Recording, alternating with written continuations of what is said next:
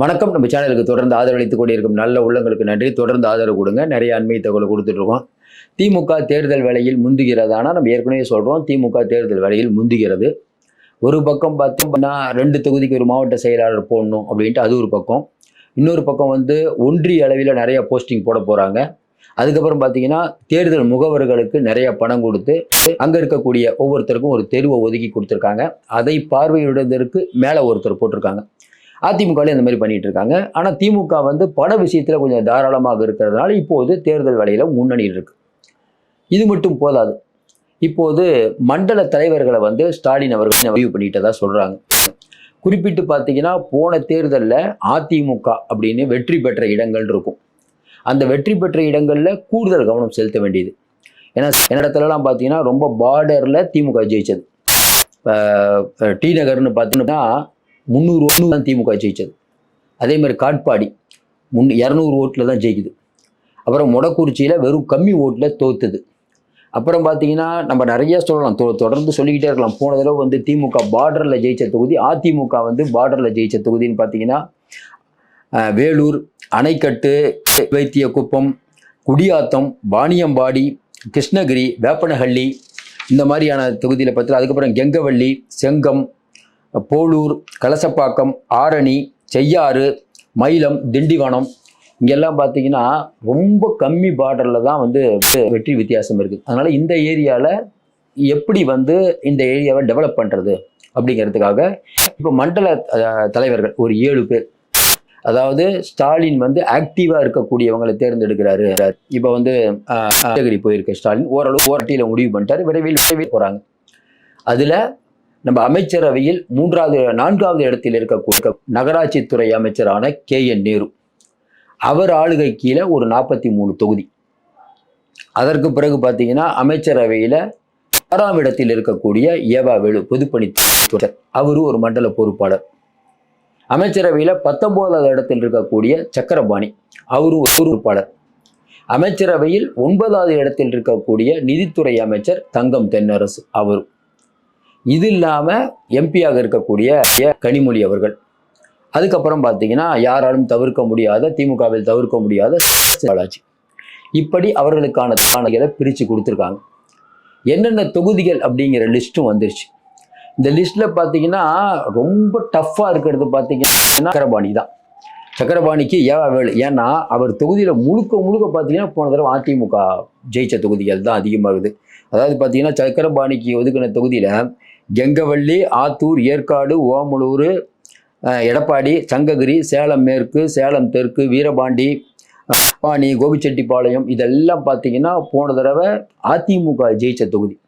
அதனால் சக்கரபாணி அவர்களுக்கு கொஞ்சம் கூடுதல் ஸ்ட்ரெஸ். அதுக்கப்புறம் பார்த்தீங்கன்னா வேலுக்கு ஏவா வேலு. அதுக்கப்புறம் பார்த்தீங்கன்னா ஐயா செந்தில் பாலாஜிக்கு டஃப்பு தான். ஆனால் இப்போ இருக்கக்கூடிய களம் அப்படிங்கிறது அவர் வந்ததுக்கு அப்புறம் இருக்கிறதே சொல்லலாம். ஏன்னா கோயம்புத்தூர், தொண்டாமுத்தூர், பொள்ளாச்சி இங்கெல்லாம் பார்த்தீங்கன்னா திருப்பூர் இங்கெல்லாம் பார்த்தீங்கன்னா போன தடவை அதிமுக ஒரு கூட திமுக ஜெயிக்கிற எல்லா சீட்டுமே அதிமுக கொண்டு போயிடுச்சு. உலக புகழ் பெற்ற கமலஹாசன் நிற்கிறார், அவரே வானதி சீனிவாசன்ட்ட தோக்குறாரு. அப்போ இந்த தடவை அந்த மாதிரியான தப்பு நடந்துடக்கூடாது. அப்போ திமுக இன்னைக்கு நேரு அவர்களாகட்டும், இல்லை கனிமொழி அவர்கள்ட்ட ஆகட்டும். ஏன்னா கனிமொழிகிட்ட பார்த்தீங்கன்னா தூத்துக்குடி, ஸ்ரீவைகுண்டம், அதனால் அந்த ஏரியா பக்கம் கொடுத்துட்டாரு. இன்னொரு பக்கம் பார்த்தீங்கன்னா தங்கம் தென்னரசுக்கு நெல்லை, தூத்துக்குடி இந்த சைடெலாம் கொடுத்துட்டார். எப்பயும் போல் ஏவா வேலு கொஞ்சம் ரிஸ்க் இல்லாமல் இருக்குது பொழுது. மற்றபடி அவருக்கு போன தடவை எல்லாமே ஜெயிச்ச தொகுதியாக தான் கொடுத்துருக்காரு. அதில் இருக்கக்கூடிய சங்கடங்கள் என்ன, அதை பற்றி தான் பார்க்க போகிறோம். இன்னொன்று இந்த பணவாடா அப்படிங்கிற ஒன்றை திமுக எப்படி பண்ண போகுது. ஏற்கனவே மேலே பிஜேபி உங்கள் பணம் எடுக்கிறத தடுக்கிறதுக்கான எல்லா வேலையும் பண்ணிட்டாங்க. இப்போ புதுசாக நீங்கள் டெண்டர்லாம் விட்டுட்ருக்காங்க. இதில் என்னென்னா செந்தில் பாலாஜி அவர்கள் அமைச்சரை விட்டு விலக முன்னாடியே 3 நாள் டெண்டர் போயிட்டார். அதனால் ஏற்கனவே இதெல்லாம் முடிஞ்சு போச்சு. அதே மாதிரி என்னென்னா உங்களுக்கு அடுத்த ஆட்சி வருதோ இல்லையா தெரியல, 90 வருஷம் இதெல்லாம் குத்தகைக்கு போட்டு அதுலேயும் காசு. அதுவும் தெரியும். நகராட்சி நிர்வாகத்தில் என்ன அளவுக்கு காசு புழங்குங்கிறது எல்லாருக்கும் தெரியும். இப்போ அவங்க வீட்லேயும், அவங்க பையன் வீட்டில், அவங்க தம்பி ஹாஸ்பிட்டல் ரவிச்சந்திரன், இப்படிப்பட்ட சூழ்நிலையில் மறுபடியும் நேருவை களத்தில் இறங்குறாரு சிஎம் அப்படிங்கும்போது ஒன்று தெரியுது, நேருவை விட்டு ஆள் இல்லை. இல்லைன்னா அன்பில் மகேஷ் கொடுத்துருக்கலாம். அன்பில் மகேஷ் அவ்வளோ ஒர்த் இல்லைங்கிறது சிஎம்க்கும் தெரியும், வெளியில் பார்க்கக்கூடிய எல்லாருக்கும் தெரியும். நேரு அவர்கள் சரியான சாய்ஸ் தான். அவர் வேகமாக வேலை செய்வாரான்னு தெரியல, ஆனால் சரியான சாய்ஸ் தான். ஏன்னா நேரு அவர்களுக்கு அந்த உங்களுக்கு இந்த திருச்சி தாண்டி அதையும் தாண்டி பார்த்தீங்கன்னா இந்த பெரிய மாநாடு, இந்த பணத்தை டீலிங் பண்ணுறதாகட்டும், யார் யாரை எப்படி பேசணும், இதெல்லாம் நேரு பக்காவாக பண்ணுவார். தொடர்ந்து ஏற்கனவே அனுபவம் இருக்கிறதுனால இதை ஈஸியாக பண்ணிடுவார். ஏவா வேலை சொல்லவே வேணாம். நம்ம ஏற்கனவே சொன்ன மாதிரி அந்த திருவண்ணாமலை, போலூர், இங்கே அங்கெல்லாம் பார்த்தீங்கன்னா போன தடவைலாம் போலூர்லாம் அங்கெல்லாம் அதிமுக ஜெயிச்சது. இந்த தடவை அது கொஞ்சம் தட்டுப்படும். ஏன்னா இன்றைக்கி வந்து அதிமுகவுக்கும் சேர்த்து மாவட்ட செயலாளர், அதிமுக பிஜேபி எல்லாத்துக்கு மாவட்ட செயலாளரே ஏவா வேலு தான். நீங்கள் போய் ஊரில் போய் கேளுங்களேன், ஏவா வேலு தான் எல்லாமே. பணத்தை அள்ளி இறப்பார், அதில் மாற்று கருத்து இல்லை. பணத்தை வச்சு அடிப்பார் எல்லாத்தையும். செந்தில் பாலாஜி மாதிரி ஏவா வேலு.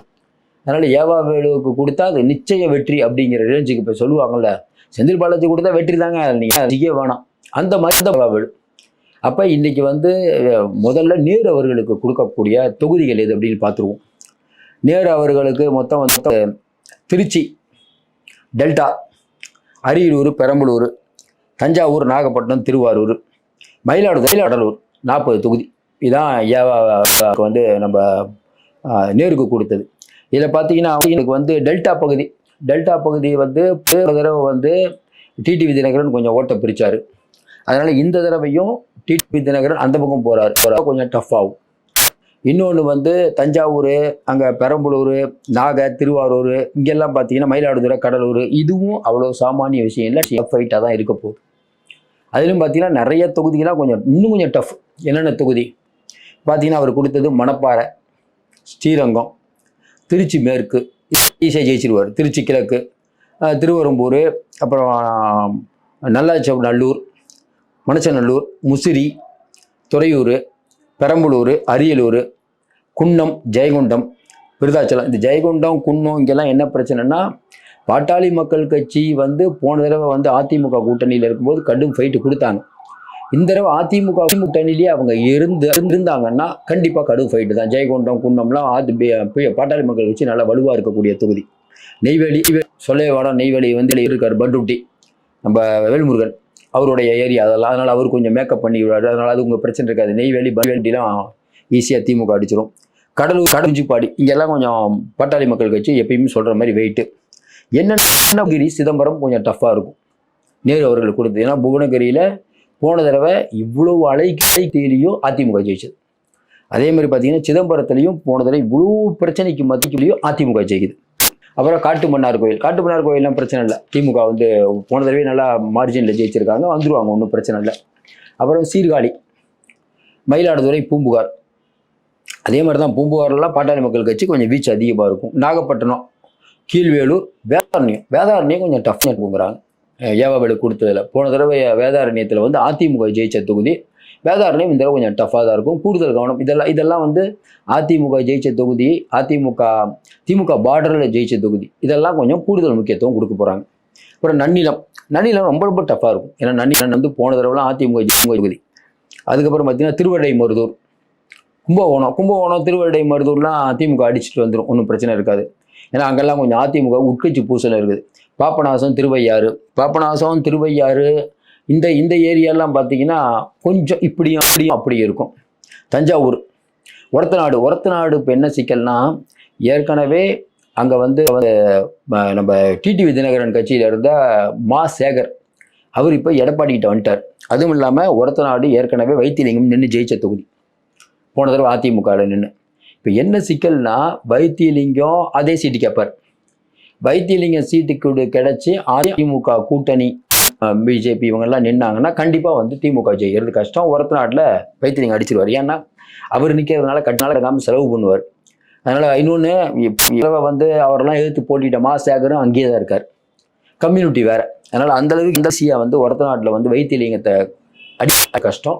வைத்திலிங்கம் மாதிரி தான் தெரியுது. திமுகவுக்கு டஃப்பான தொகுதி தான்.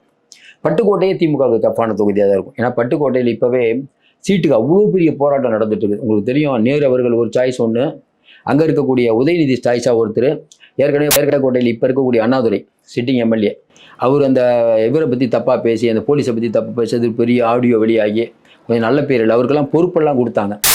அதனால் இந்த தடவை பொறுத்த வரைக்கும் வந்து நேருக்கு கொடுக்கக்கூடிய தொகுதிகள் பார்த்தீங்கன்னா டஃப்பான தொகுதியில் 3-4 தான். வேதாரண்யம், நன்னிலம், ஒரத்தநாடு டஃப்பான தொகுதியில் கம்மி தான் இருக்குது. மற்றபடி ஏற்கனவே திமுக ஜெயிச்ச தொகுதிகள்லாம் இந்த பேராவூரணிலாம் பார்த்தீங்கன்னா ஒன்றும் பிரச்சனை இல்லை. அங்கெல்லாம் வந்து திமுக கோட்டை போனதே ஜெயிச்ச தொகுதி. அதெல்லாம் அவ்வளோ ஈஸியாக ஜெயிச்சிடலாம் அப்படிங்கிற மாதிரி தான் தெரியுது. அதனால் முதல்ல இதெல்லாம் நம்ம பார்த்துருவோம். அதுக்கப்புறம் அது பணத்தை பற்றி நம்ம பேசுவோம். இதெல்லாம் நேரு அவர்களுக்கு ஒதுக்கப்பட்ட தொகுதி. அடுத்து வந்து ஏவாவேலு.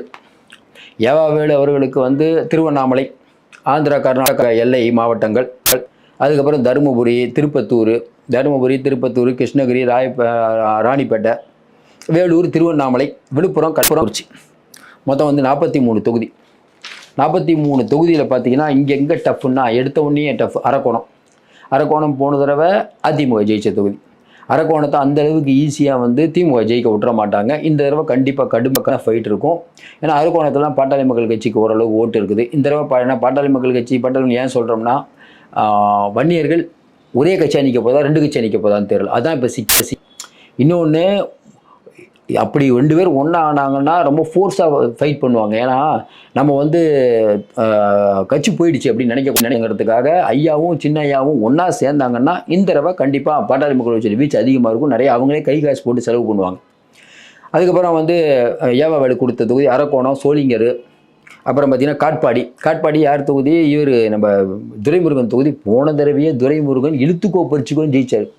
200 ஓட்டு 300 ஓட்டில் தான் ஜெயிக்கிறார். அது அவருடைய கண்ட்ரோல் இன்றைக்கி ஏவாவேலுகிட்ட வருது. ராணிப்பேட்டை ஆற்காடுலாம் பிரச்சனை இல்லை, கூட பிரச்சனை இல்லை, அடித்து தூக்கிட்டு வந்துடும். கட்டு, கீழ்வைத்தியா குப்பம், குடியாத்தம் இங்கெல்லாம் வந்து பிரச்சனை இருக்காது ஏவாவேலுக்கு. வாணியம்பாடி பிரச்சனை. ஏன்னா வாணியம்பாடி போன தடவை என்ன சிக்கல, வாணியம்பாடியில் இஸ்லாமிய மக்கள் இருக்காங்க. போன தடவை அதிமுக பிஜேபி கூட்டணியில் இருந்தாலும் திமுக கூட்டணியில் முஸ்லீம் லீக் எல்லாம் இருக்குது. முஸ்லீம்களுக்கு திமுகவுக்கு தான் ஓட்டு போட்டாங்க. அப்படி இருந்து வாணியம்பாடியில் போன தடவை அதிமுக ஜெயிக்குது. அதனால் இந்த தடவை அதை கொஞ்சம் கவனமாக பார்ப்பாங்க. ஏன்னா திமுக கேட்டகரி வந்துச்சு A+B+C அப்படின்னு வச்சுருக்காங்க. ரொம்ப இந்த இடத்துல நம்ம ஜெயிக்கிறது ரொம்ப கஷ்டம் அப்படிங்கிற தொகுதிக்கு 100, கண்டிப்பாக நம்ம ஜெயிச்சிருவோம் அப்படிங்கிற தொகுதிக்கு 50. இதான் இன்றைக்கி திமுகவுடைய ஃபார்முலா. அதுன்னு ஒரு லிஸ்ட்டை தயார் பண்ணி வச்சுருக்காங்க. அவங்களுக்குன்னு ஒரு லிஸ்ட்டு தயார் பண்ணி வச்சுருக்காங்க. கிட்டத்தட்ட ஒரு 80 தொகுதி வருது. 80ல் 100 இறக்கி ஆகணும். 100 இறக்கினா தான் ஜெயிக்க முடியும். அதுவும் பார்த்தீங்கன்னா நீங்கள் அந்த தொகுதியை லிஸ்ட்டு படிச்சிங்கன்னா, இப்போ நம்ம படிக்கிற லிஸ்ட்லாம் பார்த்தீங்கன்னா இந்த அரக்கோணம், வாணியம்பாடி இங்கெல்லாம் பார்த்தீங்கன்னா ஏவாவேலு எப்படி வேலை பார்ப்பார் அப்படிங்கிறது தெரியும். ஸ்டாலினுக்கும் தெரியும், அங்கே இருக்க லோக்கலுக்கும் தெரியும். ஆனால் ஏவாவேலுக்கு இதெல்லாம் கொஞ்சம் பரீட்சை அப்படின்னு சொல்லுவாங்களே, இந்த பரீட்சை வந்து கடுமையான பரீட்சை தான். அவருக்கு பணபலம் நிறைய வச்சுருக்காரு. பார்ப்போம். இப்போ திருப்பத்தூர், ஊத்தங்கரை ரொம்ப கஷ்டம். ஏன்னா போன தடவை வந்து அதிமுக ஜெயிச்ச தொகுதி. அதுக்கப்புறம் பார்த்தீங்கன்னா பர்கூர் பிரச்சனை இருக்காது அவருக்கு. கிருஷ்ணகிரி பிரச்சனையாக இருக்கும். ஏன்னா கிருஷ்ணகிரி பக்கம்லாம் இவர் வந்துடுவார், யார்? முனுசாமி வந்துடுவார். அப்புறம் வேப்பனஹள்ளி அவரே நின்னது போன தடவை. வேப்பனஹள்ளி போன தடவை அதிமுக ஜெயிச்சது, கிருஷ்ணகிரி அதிமுக ஜெயிச்சது. அதனால் இந்த தடவை ஒரு கம்மியாக இருக்கும். அங்கே தெலுங்கு பேசுகிறவங்களாம் கொஞ்சம் அதிகமாக இருக்கிறதுனால தான் ஏவாவேலுக்கு அந்த தொகுதி கொடுத்துருக்காங்க. அதேமாதிரி ஓசூர் பிரச்சனை இருக்காது, திமுகவுக்கு கொஞ்சம் ஃபேவராக தான் இருக்கும். பாலக்கோடு பிரச்சனையாக இருக்கும். ஏன்னா பாலக்கோடு வந்து போன தடவை அதிமுக ஜெயிச்ச தொகுதி. பாலக்கோடில் அந்த அளவுக்கு ஈஸியாக வந்து திமுக ஜெயிக்கிறது இந்த தடவை கொஞ்சம் கஷ்டம்தான். தளி பிரச்சனை இருக்காதுன்னு நினைக்கிறேன். தளி வந்து கொஞ்சம் கம்யூனிஸ்ட் அதிகக்கூடிய ஏரியா. அதனால் அது ஓட்டு கொஞ்சம் இருக்குது. பெண்ணாகரம் சொல்லவே வேணாம். பெண்ணா வந்து உங்களுக்கு தெரியும், பெண்ணாகரம்ங்கிறது தமிழ்நாட்டை வந்து பெண்ணாகரம் வந்து இடைத்தேர்தல் நடந்தது, அதிமுகலாம் ஜெயிச்சது ஒரு காலத்தில். இப்போ டஃப்பாக தான் இருக்கும். பெண்ணாகரத்தில் நம்மளுக்கு ஈஸியாக ஜெயிக்க முடியாது 2 கட்சியுமே. தருமபுரி, அதான் மறுபடியும் சொல்கிற மாதிரி தருமபுரி வந்து பாட்டாளி மக்கள் கட்சி அவருடைய வீச்சு எப்படி இருக்க போகுதுன்னு தெரியல இந்த தேர்தலில். போன தேர்தலில் பாட்டாளி மக்கள் கட்சி இருந்தும் அதிமுக தோத்துருச்சு, திமுக ஜெயிச்சிருச்சு. தருமபுரியில் என்ன பிரச்சனைனா, திமுகவில் இப்போ தான் ஒரு மாவட்ட அந்த பொறுப்பாளர் ஒருத்தரை போட்டு அவர் வந்து IAS IPSலாம் எனக்கு அடங்கி நிற்கணும்னு சொல்லிட்டு ஒரு சொல்லியை வெளியிட்டு அவரை மாற்றி ஒரு பெரிய கலைபுரம் ஓடிட்டு இருக்குது. அதனால் தருமபுரியை பொறுத்த வரைக்கும் என்ன பண்ண போகிறாங்கன்னு தெரியல. ஏன்னா ஏற்கனவே இருந்த MP சுமாரும் சீட்டு வேணான்னு சொல்லிட்டு ஒருத்தர் தான் போன இந்த தடவை நிற்க வச்சாங்க. என்ன ஒன்று இதில் இருந்து நம்ம டிடிவி தினகரன் வந்த பழனியப்பன் இருக்கார், அவர் ஓரளவுக்கு மேக்கப் பண்ணுவார். அதனால் திமுக கொஞ்சம் டஃப்பாக தான் இருக்கும். பாப்பிரெட்டிப்பட்டி ரொம்ப கஷ்டம். பாப்பிரெட்டிப்பட்டி போன தடவை 10 வருஷம் திமுக இல்லாமல் போன தடவை நீட்டரோட திமுக தோக்குது. பெண்ணாகரம் ஜெயிச்சிருவாங்க, தருமபுரி ஜெயிச்சிருவாங்க. அரூர் பிரச்சனை. ஏன்னா அரூர்லாம் பார்த்தீங்கன்னா போன தடவையே அங்கே வந்து அதிமுக ஜெயிச்ச தொகுதி. செங்கம் பிரச்சனையே இருக்காது, ஒரு ஏவாவேலு ஏரியா தான். செங்கம், திருவண்ணாமலை, கீழ்பெண்ணாத்தூர், கலசப்பாக்கம் எல்லாம் ஜெயிச்சிருவார். போலூர் கொஞ்சம் போலூருங்க போன தடவையே பார்த்தீங்கன்னா அதிமுக ஜெயிச்சது. அதிமுக டஃப் கொடுக்கும் கண்டிப்பாக. ஆரணி டஃப் கண்டிப்பாக கொடுக்கும். ஆரணிலையும் அதிமுகவை அவ்வளோ ஈஸியாக ஜெயிக்க முடியாது. செய்யாறு, வந்தவாசி, செஞ்சி, மயிலம் இதெல்லாம் ஒன்றும் பிரச்சனை இருக்காது. ஏவாவேலுக்கு அடிச்சுட்டு வந்துடுவார். திண்டிவனம் பிரச்சனையாக இருக்கும். திண்டிவனம் பிரச்சனை, வானூர் பிரச்சனை. ஏன்னா திண்டிவனத்தில் போன தடவை அசால்ட்டாக இருந்த மாதிரி இந்த தடவை வந்து சிவி சண்முகம் அசால்ட்டாக இருக்க மாட்டார். திண்டிவனம் பிரச்சனை. வானூர் பிரச்சனை அதையும் கொஞ்சம் பிரச்சனை தான். அது அநேகமாக ஏவாவேலு என்னென்ன சரி கட்டணுமோ சரி கட்டிகிட்டு இருக்காரு, சரி கட்டிடுவார். விழுப்புரம் அகெயின் விழுப்புரம் சிக்கல். ஏன்னா விழுப்புரத்தில் இப்போ ஒரு 2-3 நாளைக்கு முன்னாடி ஒரு போஸ்ட் அடிக்கிறாங்க. எப்பயுமே பொன்முடி படம் போட்டு அடிப்பாங்க. பொன்முடி படத்தை தூக்கிட்டு இவர் ஏவாவேலு படத்தை போட்டாங்க. லட்சுமணன் தான் அடிச்சிருக்காரு, சிட்டிங் எம்எல்ஏ. ஏன் இதை சொல்கிறோம்னா, அவங்களுக்குலாம் முன்னாடியே தெரிஞ்சிச்சு. இன்னும் ஸ்டாலின் அறிவிக்கவே இல்லை விழுப்புரம் மண்டலத்துக்கு வந்து பொறுப்பாளராக ஏவாவேலு. அதுக்குள்ளேயே இப்போ வந்து ஏற்கனவே இன்சார்ஜாக இருக்கிறது வந்து பொன்முடி தான். இவர் ஃபோட்டோ போடாமல் இப்போ வந்து இவர் ஃபோட்டோ போட்டாங்க. யார்? ஏவாவேலு. விழுப்புரம் வந்து சிவி சண்முகம் ஏரியா, அவரும் பயங்கரமாக டஃப் கொடுப்பார். என்ன ஒன்று, உள்ளடி பிரச்சனை. ஒரு வேளை வந்து பொன்முடி அவர்கள் வேலை செய்யலைன்னு வச்சுக்கோங்களேன், அது சிக்கல். இல்லை லட்சுமணன் வேலை செய்யலைனாலும் சிக்கல். அதனால் இது உட்கட்சி பிரச்சனை. இப்படி அளவுக்கு ஏவாவேலு மேக்கப் போகிறாருன்னு தெரியல. அதுக்கப்புறம் விக்கிரவாண்டியெல்லாம் கொஞ்சம் அடிச்சுட்டு வந்துடுவாங்க. அன்னியூர் சிவா. அப்புறம் வந்து திருக்கோவிலூர் பிரச்சனை இருக்காது. திமுக உளுந்தூர்பட்ட பிரச்சனை இருக்காது. ரிஷிவந்தியம் பிரச்சனை. அகெயின் கள்ளக்குறிச்சி பிரச்சனை. ஏன்னா கள்ளக்குறிச்சியில் வந்து லோக்கலில் இருக்கக்கூடிய அதிமுக நல்ல வேலை பார்க்குறாரு. எம்எல்ஏ குமரகுருன்னு நினைக்கிறேன். போன தடவை வந்து நல்லா ஜெயிச்சுட்டு வந்தார். போன தடவை இவ்வளோ அலை அடித்த போதும் வந்து 10 வருஷம் அதிமுக ஆட்சி அலை அடித்த போதும் ஈஸியாக போன தடவை ஜெயிச்சுட்டு வந்தார். அதனால் அந்தளவுக்கு ஈஸியாக அவரை ஜெயிக்கிறது கஷ்டம். இது மொத்தம் 43 தொகுதி வந்து ஏவாவேலுக்கு. அதுக்கப்புறம் தங்கம் தென்னரசு. தங்கம் தென்னரசுக்கு இப்போ என்ன சிக்கல்னா, தங்கம் தென்னரசு இவங்க 2 பேர் மாதிரி பணியாற்ற மாட்டார். இப்போ ஏவாவேலு ஸ்டைல் ஒன்று, இவர் நம்ம இவர் ஸ்டைல் ஒன்று, நேரு ஸ்டைல் ஒன்று. ஆனால் தங்கம் தென்னரசு அதுக்கு இறங்கி வேலை பார்ப்பாராங்கிறது சந்தேகம் அவங்களுக்குள்ளேயே இருக்குது. அவருக்கு வந்து மதுரை, விருதுநகர், ராமநாதபுரம், சிவகங்கை, புதுக்கோட்டை, தேனி 42 தொகுதிகள் மொத்தம் இதுக்கு உட்பட்டு. நிதியமைச்சரில் நிதி இருக்கிறதுனால கொஞ்சம் தொகுதிக்கு கொடுத்துட்டாங்க. பழனி, ஒட்டஞ்சத்திரம், இங்கெல்லாம் பிரச்சனை இருக்காது. நிலக்கோட்டை பிரச்சனை, நத்தம் பிரச்சனை, திண்டுக்கல் பிரச்சனை. நிலக்கோட்டை, நத்தம், திண்டுக்கல்லில் பார்த்தீங்கன்னா, திண்டுக்கல்லில் உங்களுக்கு திண்டுக்கல் சீனிவாசன், நத்தத்தில் நத்தம் விஸ்வநாதன். நிலக்கோட்டையிலையும் போன தடவை வந்து அதிமுக ஜெயிச்சிருக்குது. இன்னொன்று, நத்தம் விஸ்வநாதன் பர்சனலாக நிற்கிறதுனால அவரே காசு செலவு பண்ணுவார். அதேமாதிரி திண்டுக்கல் சீனிவாசன் திண்டுக்கல் நிற்கிறதுனால அவரே காசு செலவு பண்ணுவார். இன்னொன்று, ஐ பெரியசாமி முதல்ல ஆக்டிவாக இருப்பாராங்கிறது சந்தேகம். இருந்தாருன்னா டஃப் கொடுக்கலாம். பட் அவர் வந்து முதல்ல மாதிரி இல்லைங்கிற மாதிரி சொல்கிறாங்க. அவர் உடம்பு சரியில்லாமல் ஹாஸ்பிட்டல்லாம் போயிட்டுருக்காரு. அது ஒரு சிக்கல். அதுக்கப்புறம் பார்த்தீங்கன்னா இந்த 3 தொகுதி வரை வேடச்சந்தூர், கந்தர்வக்கோட்டை இதெல்லாம் பிரச்சனை இல்லை, அடிச்சு தூக்கிட்டு வந்துடுவார் தங்கம் தென்னரசு. விராலிமலை பிரச்சனை. விராலிமலை அப்படிங்கிறது இவருடைய ஊர். இவர் உள்ள யார்? விஜயபாஸ்கர், புதுக்கோட்டை விஜயபாஸ்கர் உள்ளே வந்துடுவார். விராலிமலைலாம் கொஞ்சம் டஃப்பாக தான் இருக்கும். நீங்கள் அந்தளவுக்கு ஈஸியாக வந்து விராலிமலை ஜெயிக்க முடியாது. ஏன்னா வந்து இப்போ இவர் இப்போ முன்னாள் சுகாதாரத்துறை அமைச்சர் கண்டிப்பாக நிறையா செலவு பண்ணுவார். விஜயபாஸ்கர் நிறையா செலவு பண்ணுவார். ஏன்னா அவரே நிற்கிறதுனால அவர் எழுத்து நின்று ஜெயிக்கிறது கொஞ்சம் கஷ்டம், ரொம்ப கஷ்டம். அப்புறம் புதுக்கோட்டையே இப்போ கஷ்டமாக தான் இருக்கும். இந்த வடகாடு சம்பவத்துக்கெல்லாம் பிறகு வந்து பட்டியலின மக்கள் திமுக ஓட்டு போடுவாங்களாங்கிற பெரிய சந்தேகம் இருக்குது. புதுக்கோட்டை டஃப் தான். திருமயம், ஆலங்குடி இங்கேயும் கொஞ்சம் டஃப்பாக தான் இருக்குங்கிற மாதிரி தான் சொல்கிறாங்க. அறந்தாங்கி பிரச்சனை இருக்காதுன்னு நினைக்கிறேன். திமுக பிரச்சனை இருக்காது. காரைக்குடி, திருப்பத்தூர் இதெல்லாம் ஒன்றும் பிரச்சனை இருக்காது. அகைன் சிவகங்கை பிரச்சனையாக இருக்கும். ஏன்னா சிவகங்கை அப்படிங்கிறது பார்த்தீங்கன்னா போன தடவையே இவ்வளோ அழை அடிக்கும் போது அதிமுக. அதனால் சிவகங்கையில் சொல்ல முடியாது, டஃப் தான். மானாமதுரை பிரச்சனை இருக்காது திமுகவுக்கு. ஆனால் மேலூர் கொஞ்சம் பிரச்சனையாக இருக்கும். மேலூர் போன தடவையே அதிமுக ஜெயிச்ச தொகுதி. மதுரை கிழக்கு, சோழவந்தான், மதுரை வடக்கு அதெல்லாம் பிரச்சனை இருக்காது. மதுரை தெற்கு பிரச்சனை. போன தடவை மதுரை தெற்கில் வந்து அதிமுக ஜெயிக்குது. அதுக்கப்புறம் பார்த்தீங்கன்னா மதுரை மத்தி, மதுரை மேற்கு அதெல்லாம் பிரச்சனை இருக்காது. திருப்பரங்குன்றம் பிரச்சனை. திருப்பரங்குன்றம் போன தடவை அதிமுக ஜெயிச்சது. இப்போ இந்த இஷ்யூ நடந்திருக்குது. பிஜேபிக்காரங்க ஏதோ இஷ்யூ பண்ணிகிட்டு இருந்தது, கொஞ்சம் இப்போ பிரச்சனை பண்ணி இப்போ தான் இந்த ஓஞ்சிருக்குது. ஆனால் திருப்பத்தை பொறுத்த வரைக்கும் அதிமுக ஸ்கோர் பண்ணுறதுக்கான வாய்ப்பு தான் நிறைய இருக்குது. அது வந்து கொஞ்சம் அதேமாதிரி திருமங்கலம் போன தடவை பார்த்தீங்கன்னா அதிமுக ஜெயிச்ச தொகுதி தான். திருமங்கலம் முக்குளத்தூர் சமூகம். ஏற்கனவே பன்னீர்செல்வம், டிடிவி தினகரன்லாம் அங்கே இருக்கிறதுனால அந்த சமூக வாக்கள் அங்கே போகிறதுனால திமுக கொஞ்சம் டஃப்பு தான். அதே மாதிரி உசிலம்பட்டி சொல்லவே வேணாம். உசிலம்பட்டியெல்லாம் பார்த்தீங்கன்னா டிடிவி தினகரனுடைய கொடி பட்டொலி வீசி பறக்கும். அங்கெல்லாம் வந்து அவங்க ஆதரவாளர்கள் அதிகமாக இருப்பாங்க. ஆனால் உசிலம்பட்டியை பொறுத்த வரைக்கும் அதிமுக அடிக்கிறதுக்கான வாய்ப்பு இருக்குது. ஏன்னா டிடிவி தினகரன் இந்த பக்கம் வந்ததுனால. போன தடவையே இவ்வளோ பிரச்சனையிலேயே போன தடவையே உசிலம்பட்டியில் அதிமுக ஜெயிச்சது. அப்புறம் பார்த்தீங்கன்னா ஏன்னா டிடிவி தனியாக நிற்கிறார், தனியாக ஓட்டை பிரித்தார். 2 பேர் சேர்ந்து நின்னா சரியான ஓட்டு. அதுக்கப்புறம் பார்த்தீங்கன்னா ஆண்டிப்பட்டி, பெரிய குளம் இதெல்லாம் வந்து திமுக கரையை வந்து போடி நாய்க்கினூர் கஷ்டம். போடி நாயக்கனூர் அப்படிங்கிறது வந்து உங்களுக்கு தெரியும், ஜெயலலிதா முதல்ல சேவல் சின்னத்தில் நின்னாங்க. போடி நாயக்கனூர் கஷ்டம். போன தடவை அதிமுக ஜெயிச்ச தொகுதி, இங்கே டஃப் தான். பிறகு கம்பம் பிரச்சனை இல்லை, கம்பம் செல்வேந்திரன், கம்பம் ராஜபாளையம் அதெல்லாம் பிரச்சனை. ஆனால் ஸ்ரீவில்லிபுத்தூர் பிரச்சனை. ஏன்னா ஸ்ரீவில்லிபுத்தூர்லாம் கிருஷ்ணசாமி உள்ளே வராரு, ராஜபாளையத்திலே வராரு. இது என்னென்னா ராஜபாளையம், இங்கெல்லாம் ராஜபாளையத்தெல்லாம் பார்த்தீங்கன்னா இவங்க அதிகம், தேவர்கள் அதிகம், இவர் நம்ம ஓபிஎஸ், டிடிவி தினகரன் ஆட்கள் அதிகமாக இருப்பாங்க. அதனால் ராஜபாளையமும் கூட இந்த தடவை ரொம்ப ரொம்ப டஃப்பாக இருக்கும். ஸ்ரீவில்லிபுத்தூரும் டஃப்பாக தான் இருக்கும் இந்த தடவை. ஸ்ரீவில்லிபுத்தூரில் கம்யூனிஸ்ட் இருக்காங்க. கம்யூனிஸ்ட் எத்தனை பேரை மொத்தமாக திமுக ஓட்டு போட போகிறாங்கன்னு தெரியல. அதேமாதிரி பார்த்தீங்கன்னா சாத்தூர், சிவகாசி, விருதுநகர். இப்போ சாத்தூர் சிவகாசியில் என்ன பிரச்சனைனா ராஜேந்திர பாலாஜி கொஞ்சம் இறங்கி வேலை செய்கிறாரு இப்போ. அதனால இது கொஞ்சம் சிக்கல் தான். இவர் அவ்வளோ சரியாக வேலை செய்கிறதில்ல. கே சார், அது அவங்களுக்கு திமுகவுக்கு டிராபேக் தான். விருதுநகர், அருப்புக்கோட்டை, திருச்சுழி, பரமக்குடி இங்கெல்லாம் பார்த்தீங்கன்னா சமுதாய வாக்குகள் நிறையா இருக்குது. அதுதான் இப்போ பிரச்சனை.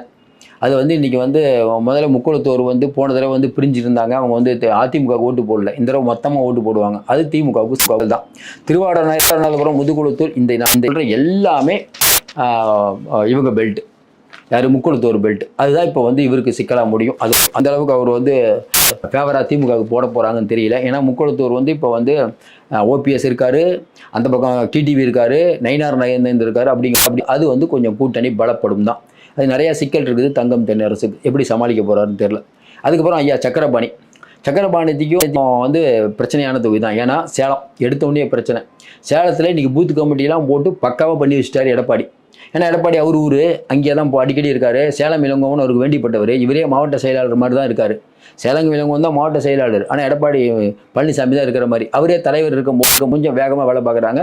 அவருக்கு இணையாக பணபரத்தப்பட்டி ராஜேந்திரனால் வேலை செய்ய முடியல. சுற்றுலாத்துறை அமைச்சராக போட்டிருக்காங்க, ஆக்டிவாக இல்லைங்கிற மாதிரி தான் சொல்கிறாங்க ஊர்லேயே. அது நிறையா கோஷ்டி வேறு, செல்லகுணதி கோஷ்டி, விரூர் கோஷ்டி. அதுக்கப்புறம் நாமக்கல்லாம் ஈஸியாக திமுக அடிச்சிருவாங்க. நாமக்கல், ஈரோடு கூட அடிச்சிருவாங்க. மொத்தம் 25 தொகுதி அவர் கொடுத்துருக்காங்க சக்கரபாணிக்கு.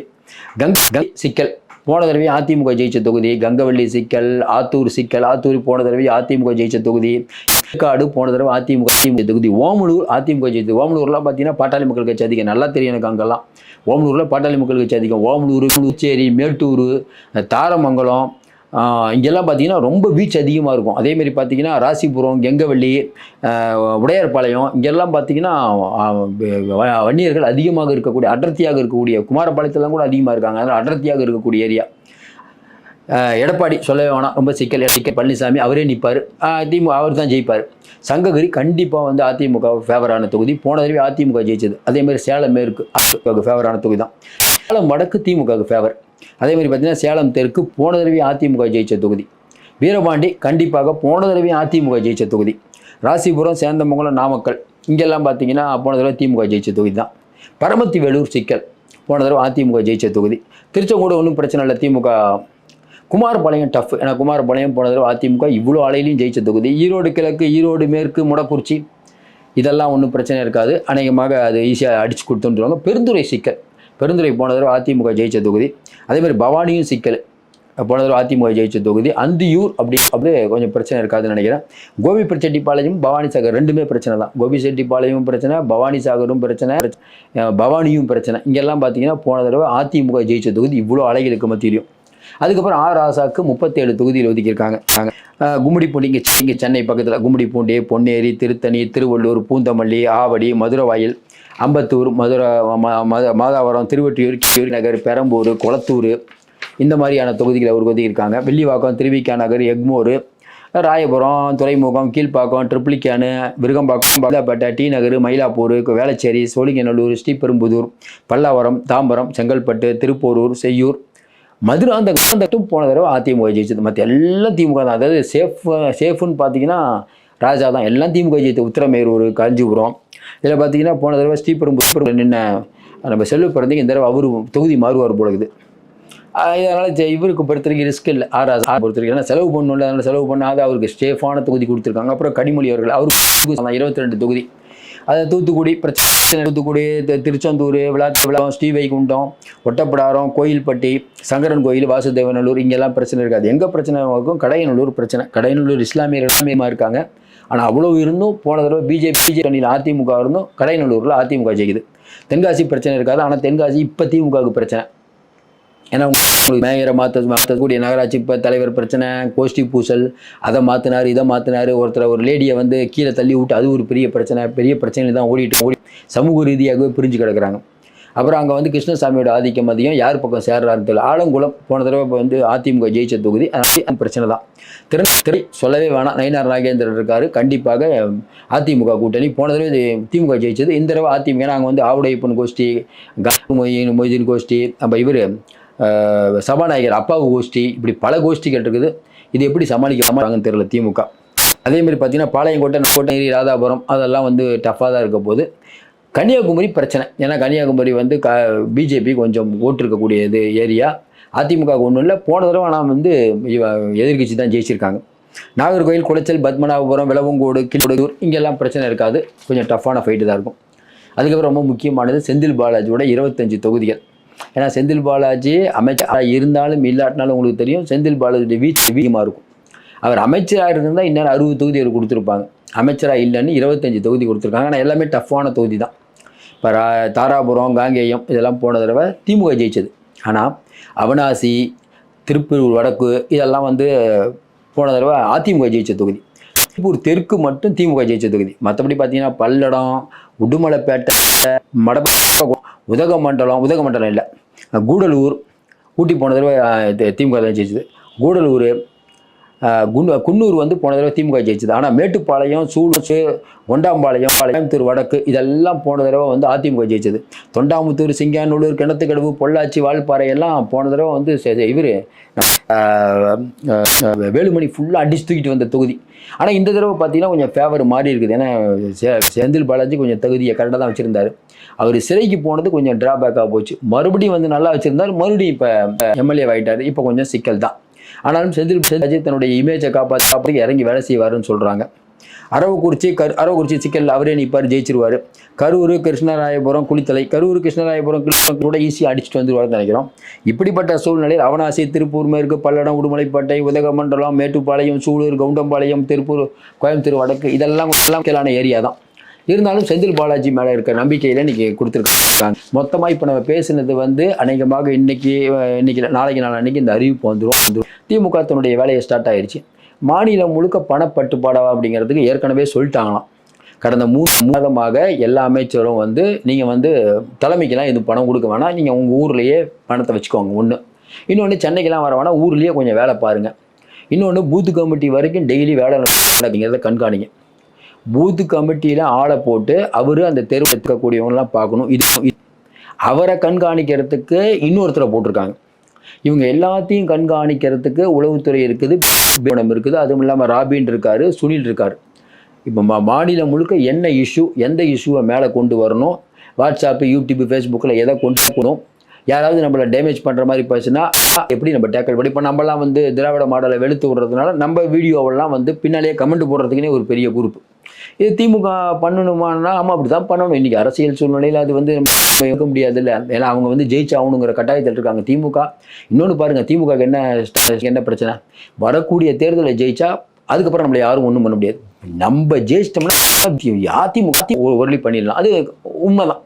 அடுத்த ஸ்டாலின் வந்துட்டாருன்னா விஜயிலேருந்து எடப்பாடியிலேருந்து எல்லாம் காலி. ஒருவேளை ஸ்டாலின் தோற்று போயிட்டாருன்னா அது அவருக்கு மிகப்பெரிய பின்னடைவாக இருக்கும். ஏன்னா தொடர்ச்சியாக வெற்றி, அப்பாவோட தொடர்ச்சியாக வெற்றி பெற்றுட்டு இருக்காரு. அப்படிங்கும்போது இந்த வெற்றி அவருக்குன்னா இமாலய வெற்றி ஆயிடுவார். உண்மையிலே சாதனை. இந்த தடவை திமுக ஜெயிச்சா மிகப்பெரிய சாதனை, அதெல்லாம் மாற்று கருத்தே இல்லை. நமக்கு திமுக மேலே 1000 கூட இருக்கலாம், அதுக்காக அவங்க ஜெயிச்சிட்டாங்க அப்படின்னா அது ஒரு வரலாற்று சாதனைன்னு சொல்கிறதுல எனக்கு எந்த விதமான தயக்கமும்லாம் இல்லை. வரலாற்று சாதனை தான், மாற்று கருத்து. ஆனால் அதுக்கு போக வேண்டிய தூரங்கள் அதிகுது. ஏன்னா கோஷ்டி பூசல் நிறையா இருக்குது. நம்ம ஏற்கனவே பட்டுக்கோட்டையை பற்றி இன்றைக்கி ஜூவியில் கூட போட்டிருந்தாங்க பாருங்கள். இருக்கிறத இப்போவே சண்டை ஆரம்பிச்சிட்டாங்க. நிறைய ஊரில் இதே மாதிரி சண்டை. நிறைய ஏற்கனவே நம்ம சொல்லிட்டோம், ஒவ்வொரு டிஸ்ட்ரிக்ட்லையும் எவ்வளோ சண்டைன்னு சொல்லிட்டு. துரைமுருகனுக்கே அங்கே இருக்கக்கூடிய அணைக்கட்டு நந்தகுமாருக்கும் சண்டை, பொன்முடிக்கும் வெளிப்படையாக சண்டை போடுறாங்க. அந்த பக்கம் பார்த்தீங்கன்னா கன்னியாகுமரியில் மேயர் மகேஷ்குமார், முன்னாள் அமைச்சர் சுரேஷ்ராஜன், அது ஒரு கோஷ்டி, அது ஒரு தனி சண்டை போயிட்டு இருக்குது. திருப்பூரில் பார்த்தீங்கன்னா அங்கே மேயர் தினேஷ்குமாருக்கும் அங்கே இருக்கக்கூடிய சுவாமிநாதன் அமைச்சர், மாவட்ட செயலாளர் சுப்பிரமணியம் 3 பேருக்கு சண்டை. அப்போ எல்லா ஏரியும் இதே மாதிரி பிரச்சனை அப்படின்னா ஒவ்வொரு ஊர்லேயும் ஒவ்வொரு பிரச்சனை பார்த்தீங்கன்னா அதிகமாக கம்மியாக. தென்காசியில் பிரச்சனை, காஞ்சிபுரத்தில் பிரச்சனை, இப்படி பல ஊரில் பிரச்சனை. கூட்டணி கட்சிகளுக்கும் இவங்களுக்குமே முரண்பாடுகள்.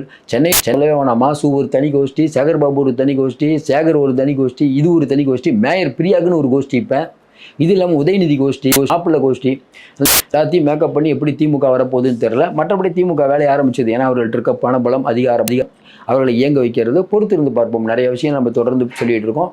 நடுநிலை இல்லாமல் நம்ம பேசிகிட்டு இருக்கோம். நீங்கள் வந்து ஒருவேளை நான் வந்து நடுநிலை தவறி பேசினாலோ இல்லை தப்பாக பேசினாலும் உங்கள் கமெண்ட்டை சொல்லுங்கள். அதை பற்றி எங்களுக்கு கவனம் இல்லை. மறுபடியும் சொல்கிறோம், எங்களை பொறுத்த வரைக்கும் அனைவரையும் விமர்சிப்போம். நம்ம அதனுடைய வீடியோவை பார்த்தீங்கன்னா தெரியும். எடப்பாடியிலேருந்து நீங்கள் எல்லாத்தையும் நம்ம விமர்சிச்சுட்டு இருக்கோம். திமுக ஆட்சியின் அராஜகத்தையும் தொடர்ந்து வெளிச்சம் போட்டு காட்டிகிட்டு இருக்கோம். திமுகவுடைய அராஜகத்தை வெளிச்சம் போட்டு காட்டுகிற ஒரு சில மீடியாவில் நம்மளும் ஒருத்தர். அதுக்காக நமக்கு வந்து நீங்கள் பார்வையாளர்கள் கம்மியானால் அதை பற்றி நம்ம கவனம் பண்ணல. திமுகவினர் திட்டினாலும் கவலைப்படுவதில்லை. திட்டினாலும் நீங்கள் என்ன பண்ணாலும் எங்களுடைய கடமை நாங்கள் செய்து கொண்டே இருப்போம். மீண்டும் சந்திப்போம். நன்றி, வணக்கம்.